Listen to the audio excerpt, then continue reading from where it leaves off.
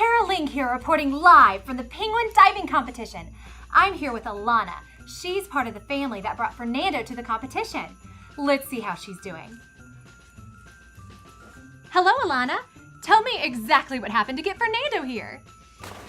Well, I had plans to go snow skiing while visiting the North Pole Lodge, but instead I'm out here in the freezing cold just watching a bunch of penguins doing what penguins do. A whole lot of nothing but swimming and squawking. And diving! Well, I'm sure you're excited to be here at the glacier cheering on Fernando with your family. No, I'm not. I had no idea we'd be spending the time here. I just want to go skiing. So, this was totally unexpected? Yes. And it wasn't part of your original plan at all? No. These glaciers are freezing cold. I'll probably get frostbite in my toes and I'll never be able to ski again. You know what, Alana? It sounds like you're having a hard time seeing that an unexpected change of plans can end up being something great. I think you're in quite a pickle.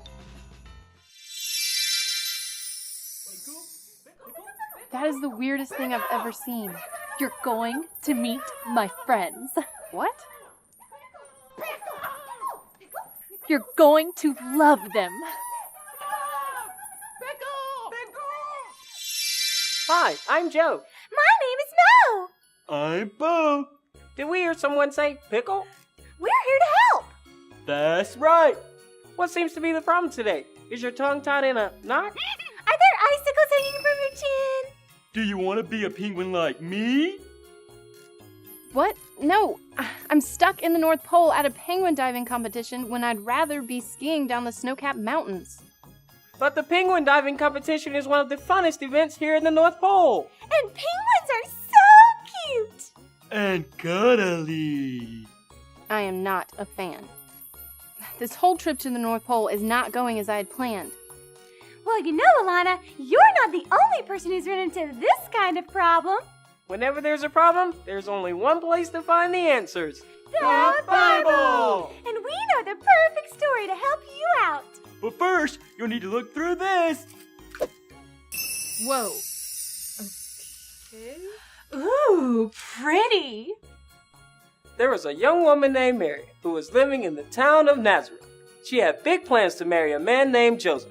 But one day, something very surprising happened that would change everything. An angel appeared to Mary to tell her that she was going to have a special baby. The more surprising news for Mary to hear was that her baby would be God's son, and she was to name him Jesus. This was not something Mary was planning to have to tell her fiancé Joseph. But Mary and Joseph trusted God's plan, and it wasn't long before God's son was ready to be born. As Joseph and Mary were making preparations for baby Jesus, they received some unexpected news. The ruler of their country made a law that demanded everyone to go back to the town where they had been born in order to be counted. Mary and Joseph were from a town called Bethlehem, which was far away.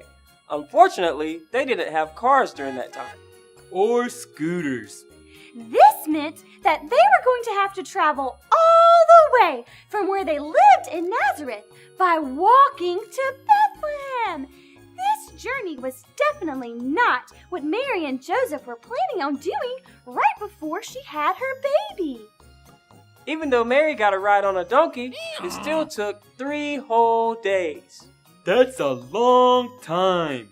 It must have been very difficult for Mary and Joseph to understand how anything good could come out of their unexpected change of plans. But the story isn't over yet.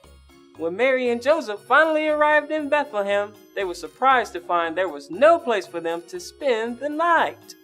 So many people had traveled to Bethlehem to be counted that all of the rooms at the hotels were full. But just then, one of the hotel workers told Joseph that he had a place for them to sleep for the night. Yippee!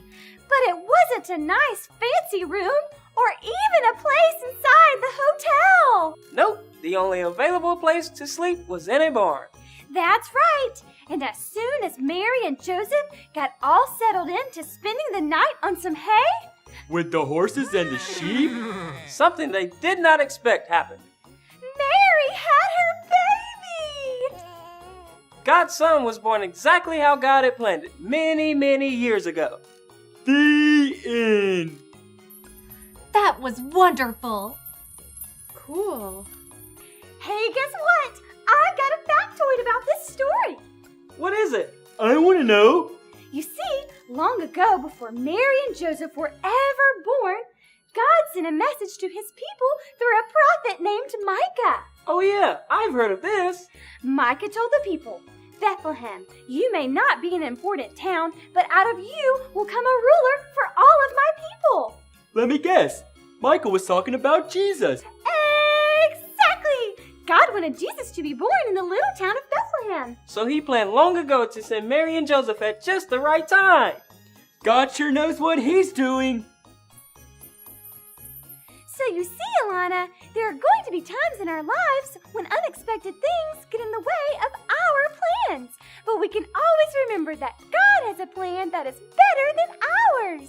There's a reason that he brought you here to the penguin diving competition instead of the snow-capped mountains, and you can trust his plan. We hope you learned that. God has a plan for me. On that note, we're out. See you soon. Bye, bye, bye. That was great.